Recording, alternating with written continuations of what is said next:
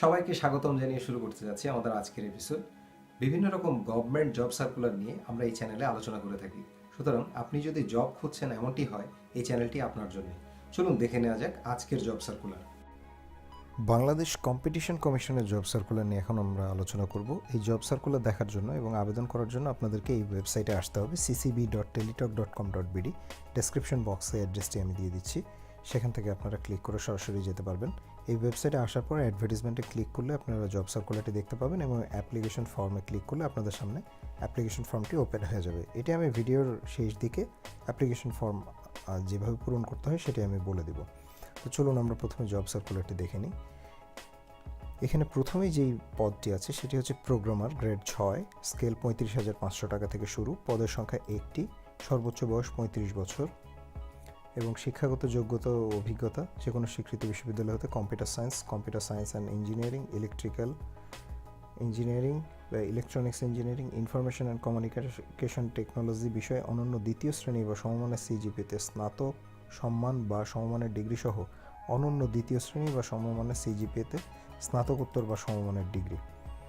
Standard aptitude test for প্রোগ্রামিংয়ে উত্তীর্ণ হতে হবে এবং সংশ্লিষ্ট ক্ষেত্রে 5 বছরের অভিজ্ঞতা থাকতে হবে।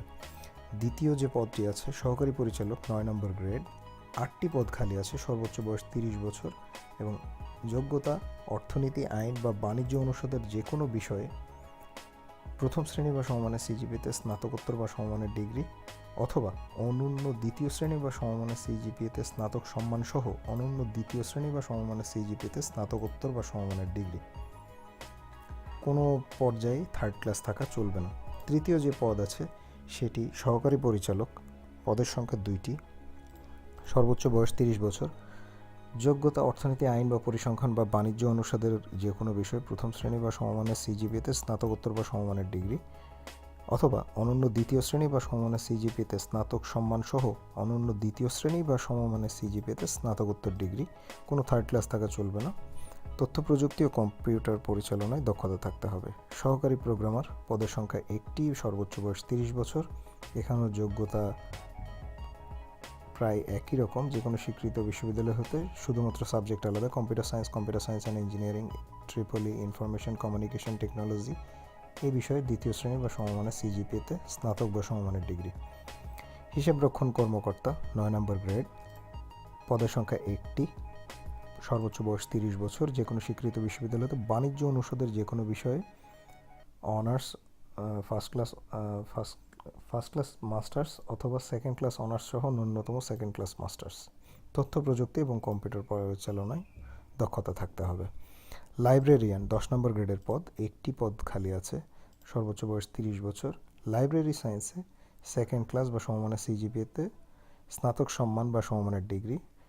কোনো স্তরেই থার্ড ক্লাস থাকা চলবে না। ব্যক্তিগত সহকারী, 14 নম্বর গ্রেডের পদ, 8টি পদ খালি আছে, সর্বোচ্চ বয়স 30 বছর, যোগ্যতা স্নাতক বা সমমানের ডিগ্রি এবং টাইপিং স্পিড থাকতে হবে। হিসাবরক্ষক, 14 নম্বর গ্রেডের পদ, 1টি পদ খালি আছে, সর্বোচ্চ বয়স 30 বছর, বাণিজ্য বিষয়ে অনন্য স্নাতক বা সমমানের ডিগ্রি।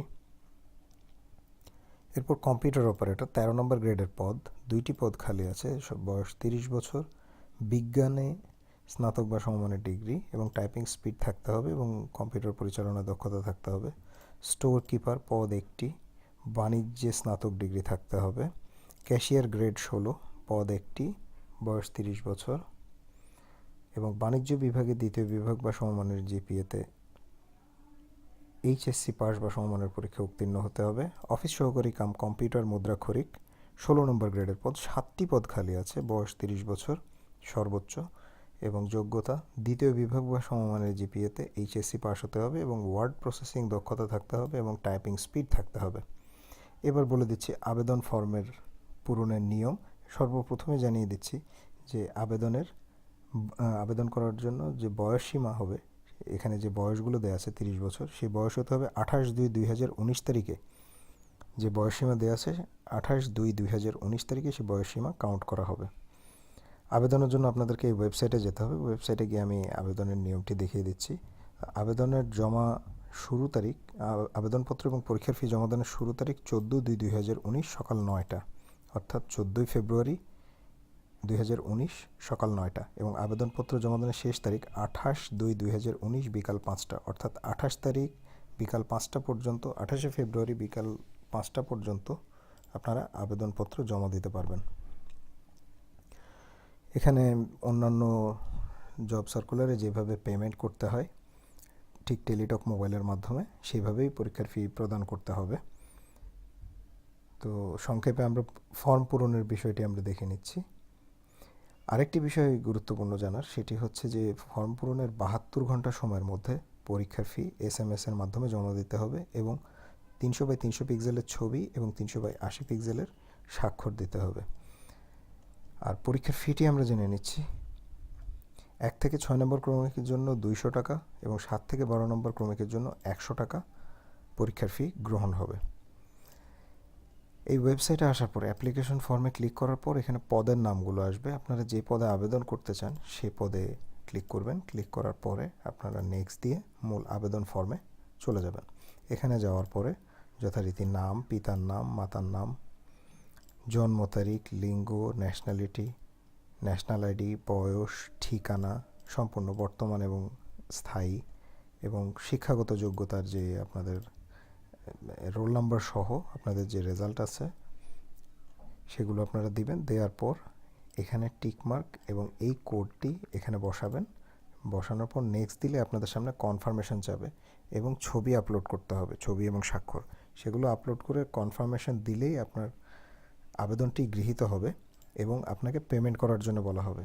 তখন আপনি যেই পরীক্ষার ফি আছে নির্দিষ্ট, সেই পরীক্ষার ফিটি জমা দিবেন টেলিটক মোবাইলের মাধ্যমে এবং তারপর আপনাকে পাসওয়ার্ড দেওয়া হবে, যে পাসওয়ার্ড দিয়ে আপনারা পরবর্তীতে অ্যাডমিট কার্ড ডাউনলোড করে নিতে পারবেন। তো আজ এ পর্যন্তই। যারা আবেদন করার যোগ্য আছেন তারা আবেদন করবেন। আর সবাই ভালো থাকবেন, সুস্থ থাকবেন। বিদায় নিচ্ছি।